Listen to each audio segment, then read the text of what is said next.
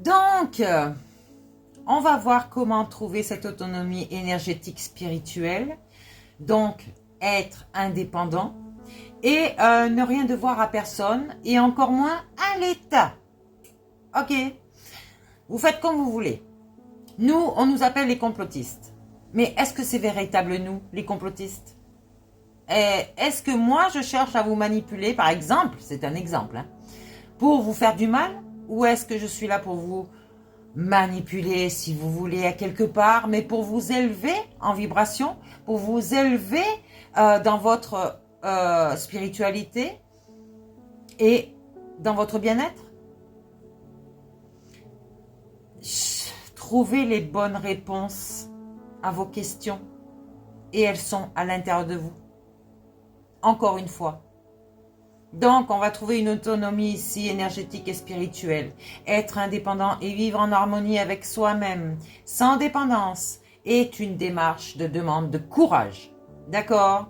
Oui, il faut avoir vraiment un gros courage, avoir un bon état d'esprit, avoir une grande force, avoir de la discipline et une profonde introspection. Pourquoi? Parce que là, vous allez trouver votre âme. Vous allez voir votre Dieu. À tous ceux qui ne croient pas.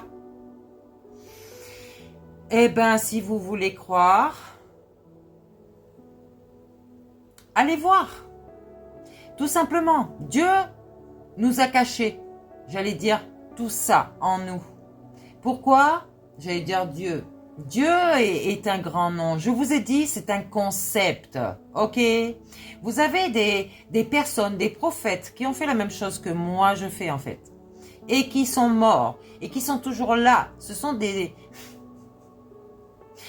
personnes qu'on ne voit pas, mais qui sont toujours là. D'accord? Donc vous êtes la même chose à l'intérieur de vous.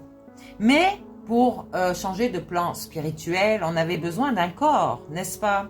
Physique, pour pouvoir expérimenter et faire de nous quelqu'un qui va être reconnu, mais spirituellement, j'allais dire, pour changer ce plan, ce karma de dette que vous aviez avant, ou d'abondance, hein, forcément pour certaines personnes, et ben dans votre vie future, vous aurez, si vous vous élevez spirituellement et que vous vous faites confiance, vous aurez cette abondance déjà d'entrée de jeu. Vous serez tombé dans une famille qui va être spirituelle et qui va vous enseigner encore plus pour vous élever encore plus et pour que petit à petit vous devenez un archange, un maître ascensionné, un prophète dans cette vie-là qui s'est ascensionné tout simplement.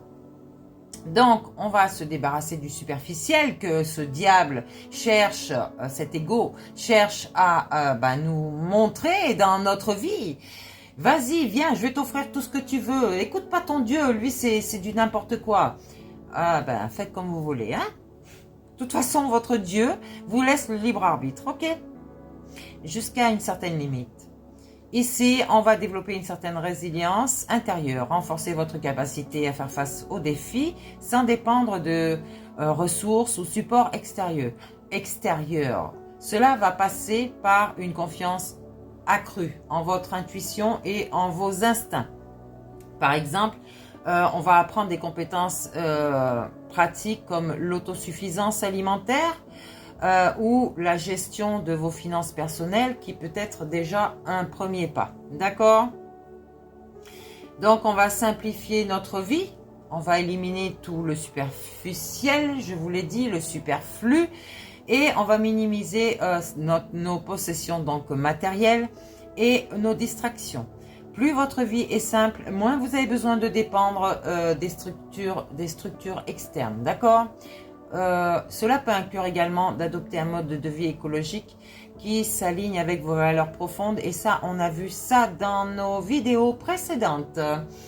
Donc, on va cultiver notre énergie spirituelle ici. Nourrissez-vous avec des activités qui élèvent votre énergie spirituelle, cette nature, cette nourriture que je vous donne là. comme le yoga, la contemplation de la nature ou les pratiques spirituelles qui vous conviennent. On va laisser derrière nous les influences négatives et on va s'entourer de personnes et d'environnements qui vous inspirent, d'accord?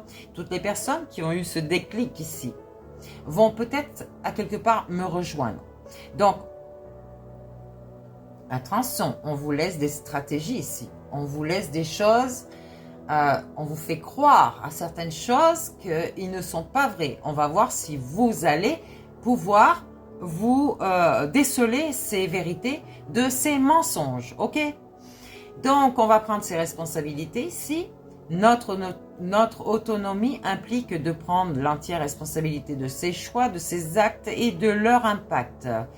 Donc, c'est ne pas attendre de quelqu'un d'autre des choses ni de l'État, ni des autres, des choses qui vont combler vos besoins. Donc, de devenir maître de votre propre destinée, ça, c'est à vous de faire ce cheminement et de comprendre certaines choses. On va créer des réseaux de solidarité ici, même dans l'indépendance. Nous sommes des êtres connectés, d'accord ? J'allais dire construire des relations de solidarité avec des personnes qui partagent les mêmes valeurs peuvent vous soutenir dans votre cheminement. En définitive, l'autonomie énergétique spirituelle est un équilibre entre l'indépendance et une connexion profonde avec votre soi et votre matière, d'accord? Donc, chaque pas vers cette voie est une victoire personnelle et donc cette quête spirituelle dont vous êtes capable de faire, j'allais dire comme de vous lancer dans un désert où il n'y a rien autour de vous, j'allais dire où il n'y a rien dont vous dépendez, c'est cette voie et vous êtes sur une victoire personnelle ici, d'accord? Donc, j'allais dire, initiez-vous à la spiritualité pour voir qui vous êtes, ok? Vous allez lâcher un chat dans la matière, sans le nourrir, sans rien. Qu'est-ce qu'il va faire? Il va se développer. Il va développer son instinct. Il va développer son intuition. Et il va apprendre à chasser. Même un chat qui n'a jamais appris à chasser va reprendre son instinct pour chasser, pour se nourrir. D'accord? Sachez une chose, vous n'êtes pas obligé de vous nourrir tous les jours, à telle heure, de tel repas, de ci, de ça. Non.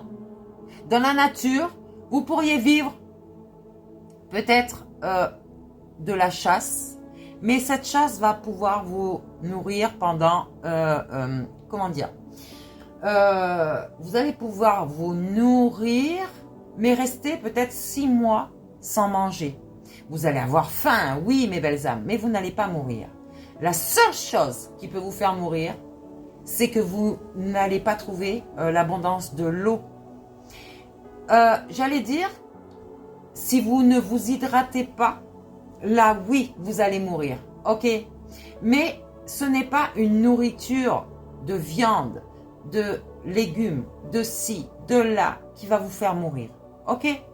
Ou alors il va falloir une certaine période longue pour pouvoir, vous avez un emmagasinement de graisse qui suffit à votre survie, d'accord? Et vous allez le comprendre quand vous allez commencer à faire des jeûnes. Chacun a son libre arbitre, chacun a son pouvoir de oui ou non décider de ce qu'il en devient pour lui-même, d'accord? Simplement, je vous dis, ne pas vous alimenter tous les jours ne va pas vous faire mourir, c'est clair? Bon, simplement, j'allais dire, restez hydraté. Donc voilà ce que j'avais à vous dire pour sur cette vidéo. Chacun est grand, chacun a son intuition.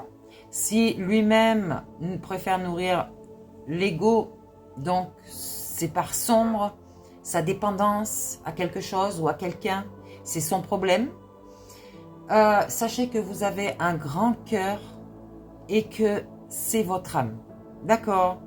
Donc, à vous d'aller la retrouver, cette âme, en introspection. Méditez, mes belles âmes, franchement.